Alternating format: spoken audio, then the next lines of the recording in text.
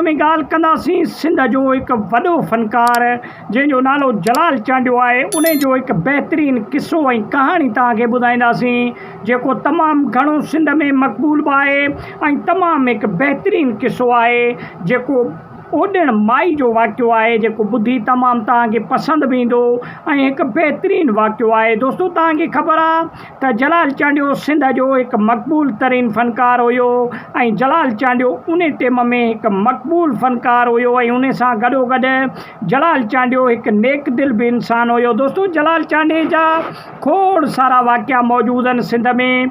उन में हिकिड़ो वाक़ियो हे बि आहे। दोस्तो जलाल चांडियो हिकु महफ़िल में ॻाए पियो। उते सॼो पिंडाल भरियल हुयो जंहिंमें हज़ारनि जी तादाद में माण्हू वेठा हुया त हिकिड़ी औरत जेका आहे हिकिड़ो ॿार खणी आई पंहिंजे कच्छ में। पहिरीं त उनखे पिंडाल मां ॿाहिरि धिका ॾेई कढियो वियो लेकिन कंहिं बि सूरत बचाए सचाए अची जलाल चांडियो वटि उहो पुगी उहा माई ऐं उहो ॿार खणी जलाल चांडियो जे कच्छ में रखी। दोस्तो जॾहिं जलाल चांडियो जे कच्छ में उहो नंढिड़ो रखी त पिंडाल जा माण्हू जेके बि हुया हड़ई परेशान थी विया ऐं माई खे हकल करे चयूं त बाबा महिरबानी करे हितां निकिर ऐं हिन महफ़िल खे ज़ाया न कर। त दोस्तो अहिड़े तरीक़े सां जॾहिं पिंडाल जा मालिक अची विया त औरत खे धिका ॾेई कढणु लॻा त जलाल चांडियो हिते माण्हुनि खे रोकियो।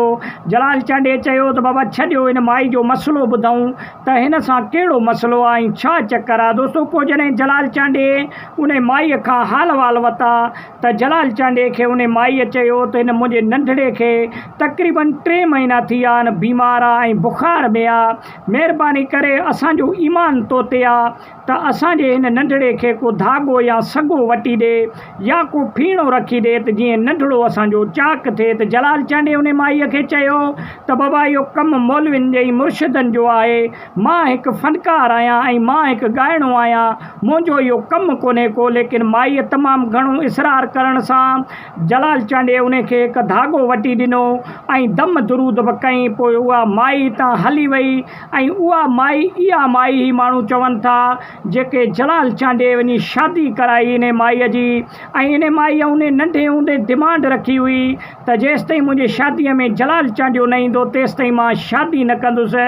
त दोस्तो इहो जलाल चांडियो जी हिकु शीदाई जेको आहे सो हिकु तमामु चाहींदड़ परस्तार हुई जेका नंढे हूंदे खां वठी आख़िर ताईं जलाल चांडियो सां तमामु घणो इश्क़ हुयो ऐं लॻाव हुयो जलाल चांडियो सां। त इन जे करे उन टाइम शादी करण खां पोइ जॾहिं जलाल उनखे ॿार थिया उन ओॾण माई खे त उन्हनि जे लाइ धागे फीणे वठण जे लाइ बि जलाल चांडियो वटि उहा शहोरत आई ऐं जलाल चांडियो खां धागा वठी आई। अहिड़े तरीक़े सां दोस्तो जलाल चांडियो पाण खे फ़क़ीर सॾाईंदो हुयो ऐं जलाल चांडियो हिकु दरवेश इंसानु हुयो सादे तबियत जो ऐं अलाह लोक माण्हू हुयो। दोस्तो जलाल चांडियो जा अहिड़ा खोड़ सारा किस्सा मौजूदु आहिनि जेके तव्हां ॿुधंदव त तमामु घणो तव्हांखे पसंदि बि ईंदा।